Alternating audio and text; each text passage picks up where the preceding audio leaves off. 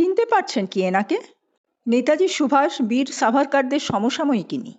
পশ্চিমবঙ্গের জনক ও বাঙালির পরিত্রাতা হিসাবে আজও ইনি অনেকেরই নমস্য। আবার অনেকে আজও তাকে দায়ী করে বঙ্গভঙ্গের জন্য। ইনি বাংলার বাঘ স্যার আশুতোষ মুখোপাধ্যায়ের দ্বিতীয় পুত্র শ্যামাপ্রসাদ মুখোপাধ্যায়। কিন্তু পশ্চিমবঙ্গের স্রষ্টা ইনি হলেন কি করে? তাহলে বলি। 16ই August 1946, Direct Action Day. Mohammad Ali Jinnah Bharat ভাগের সপক্ষে ঘোষণা করলেন গণপ্রতিবাদের। এই গণপ্রতিবাদ অচিরেই আকার নিল ভয়াবহ দাঙ্গা। রক্তে ভেসে গেল কলকাতা। আর তার প্রায় 2 মাস পরেই 10ই অক্টোবর 1946 সালে আক্রান্ত হলো নোয়াখালীর সংখ্যালঘু হিন্দুরা। হতাহত হলো হাজার হাজার।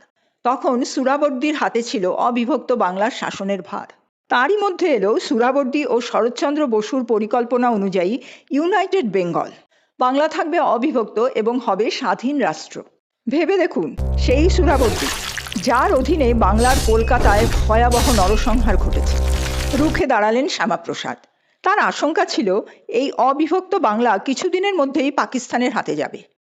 শ্যামাপ্রসাদ মুখোপাধ্যায়ের সাথে সাথে রুখে দাঁড়ালেন কিছু বাংলার বুদ্ধিজীবী। তৈরি হলো বঙ্গভঙ্গ প্রস্তাব। আর তার সপক্ষে জনমত গড়ে তোলার জন্য সর্বশক্তি দিয়ে প্রচার করতে শুরু করলেন শ্যামাপ্রসাদ। সাথে সুর মেলালেন বিধানচন্দ্র রায়। এরই পরিণতিতে অখণ্ড বাংলার প্রায় 1/3 নিয়ে গঠিত হলো পশ্চিমবঙ্গ রাজ্য।